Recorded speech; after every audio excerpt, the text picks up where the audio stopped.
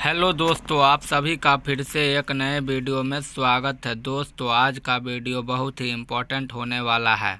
आज मैं लेकर आया हूँ इतिहास के 50 इंटरेस्टिंग जीके प्रश्न। तो दोस्तों, क्वेश्चन जानने के लिए वीडियो को पूरा देखें।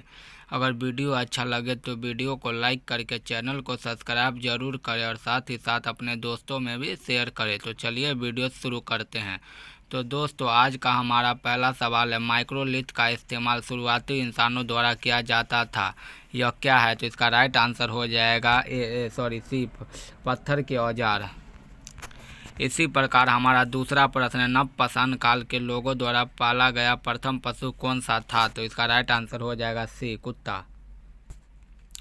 इसी प्रकार हमारा अगला प्रश्न है, एक सेल्ट नवपाषाण काल का क्या है? तो इसका राइट आंसर हो जाएगा सी, एक उपकरण। इसी प्रकार हमारा चौथा प्रश्न, पहिए का आविष्कार कब हुआ था? तो इसका राइट आंसर हो जाएगा ए, नवपाषाण काल में।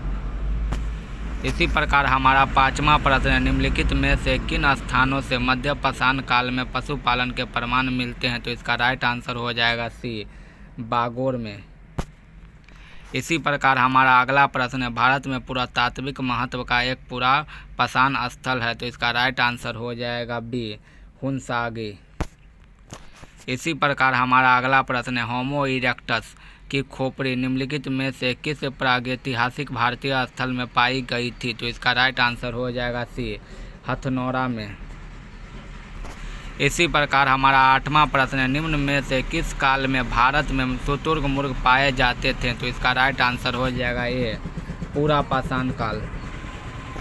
हमारा नौवां प्रश्न है, निम्न में से किसे भारत के सभ्यता इतिहास में नया पाषाण युग के रूप में जाना जाता है? तो इसका राइट आंसर हो जाएगा डी, नवपाषाण युग। हमारा 10वां प्रश्न है, बुर्ज होम नवपाषाण स्थल किस राज्य में स्थित है? तो इसका राइट आंसर हो जाएगा डी, जम्मू और कश्मीर। हमारा अगला प्रश्न है, मध्य पाषाण युग की अवधि लगभग अब से कब तक पूर्व से मानी जाती है? तो इसका राइट आंसर हो जाएगा सी, 12,000 ईसा पूर्व से 10,000 ईसा पूर्व तक। हमारा 12वां प्रश्न है, महापाषाणों को खड़ा करने की प्रथा लगभग कितने वर्ष पहले शुरू हुई थी? तो इसका राइट आंसर हो जाएगा सी, लगभग 3,000 ईसा पूर्व। हमारा अगला प्रश्न है, किस युग में कैटल हुयुक सबसे प्रसिद्ध पुरास्थलों में से एक था? तो इसका राइट आंसर हो जाएगा ए, नवपाषाण युग। हमारा 14वां प्रश्न है, निम्न में से किसको चालकोलिथिक युग भी कहा जाता है? तो इसका राइट आंसर हो जाएगा सी, पूरा पाषाण युग।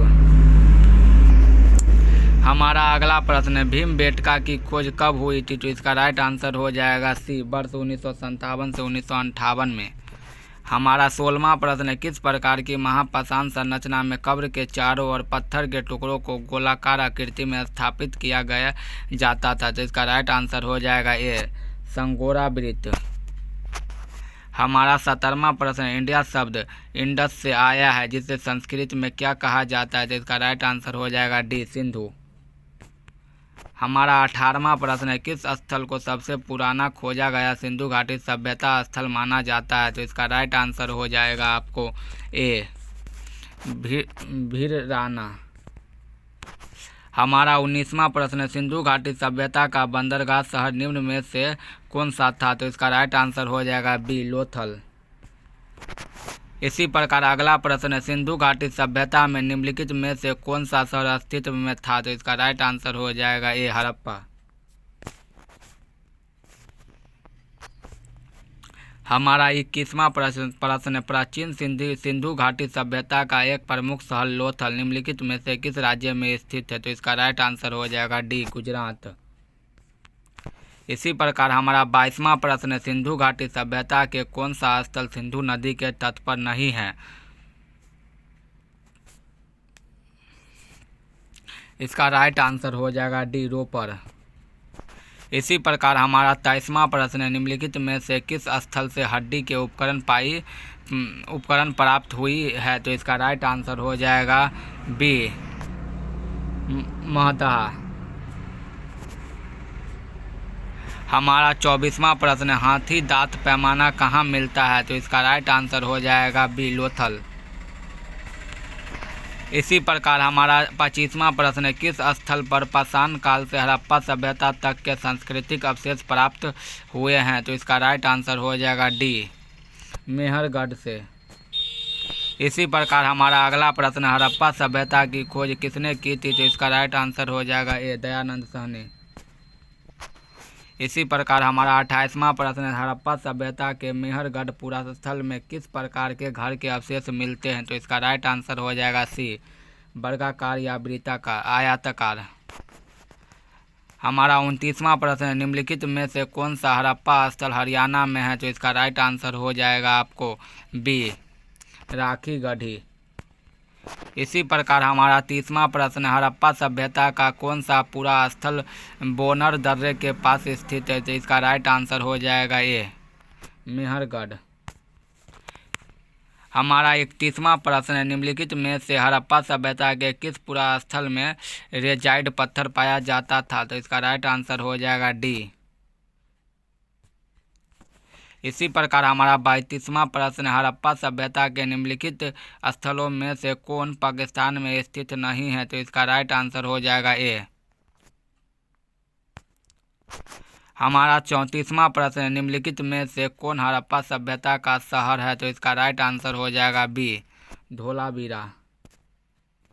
इसी प्रकार हमारा 35वां प्रश्न, प्राचीन हड़प्पा स्थल धोलावीरा को कितने भागों में विभाजित किया गया है? तो इसका राइट आंसर हो जाएगा ए, 3 भागों में। इसी प्रकार हमारा 36वां प्रश्न है, हड़प्पा सभ्यता को वर्तमान राजस्थान से कौन सी धातु प्राप्त हुई है? तो इसका राइट आंसर हो जाएगा बी, तांबा।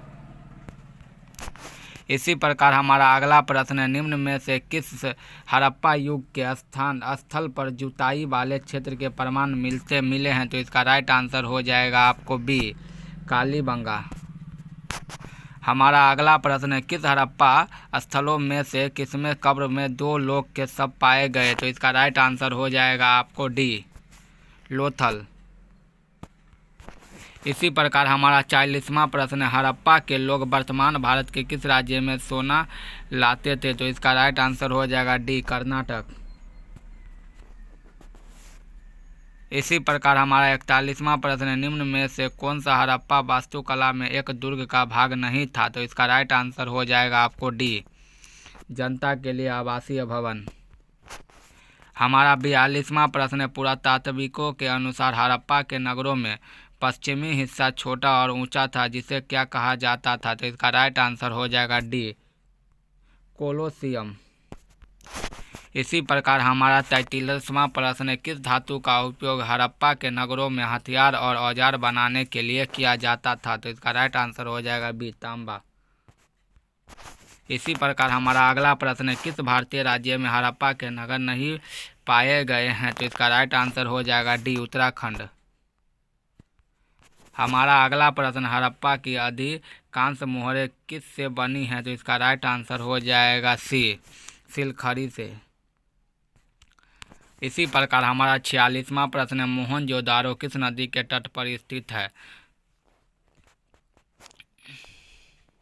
इसका राइट आंसर हो जाएगा डी, सिंधु। इसी प्रकार हमारा अगला प्रश्न है, मोहनजोदारो के विशाल स्नानागार की आकृति कैसी थी? तो इसका राइट आंसर हो जाएगा डी, आयताकार। हमारा अगला प्रश्न है, पाकिस्तान के किस प्रांत में मोहनजोदारो की प्राचीन सभ्यता का स्थल था? तो इसका राइट आंसर हो जाएगा सी,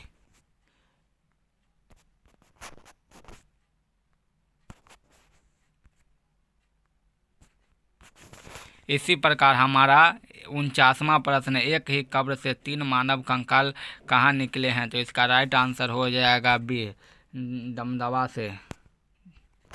इसी प्रकार हमारा 50वां और लास्ट प्रश्न है, किस स्थान से मानव कंकाल के साथ कुत्ते का कंकाल सावधान से प्राप्त हुआ है? तो इसका राइट आंसर हो जाएगा आपको ए, बुर्ज होम।